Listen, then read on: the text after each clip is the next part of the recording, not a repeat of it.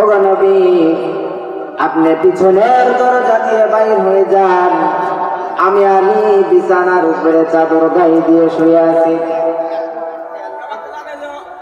বিশ্বনবী মুহাম্মদ রাসূলুল্লাহ সাল্লাল্লাহু আলাইহি ওয়াসাল্লাম পিছনের দরজা দিয়ে হিজরত করতে রওনা হয়ে গেলেন।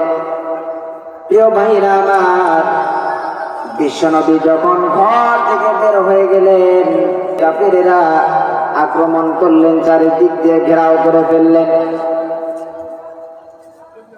আল্লাহ রাব্বুল আলামিন তার বন্ধুকে ডাক দিয়ে বলল, তুমি এক মুঠো বালু নাও, এই বালিটা যে কোনো একদিকে নিক্ষেপ করে দাও, আমি আল্লাহ রাব্বুল আলামিন আমার কুদরতে দ্বারা কাফেরদের সকলের চোখে পৌঁছে দেব।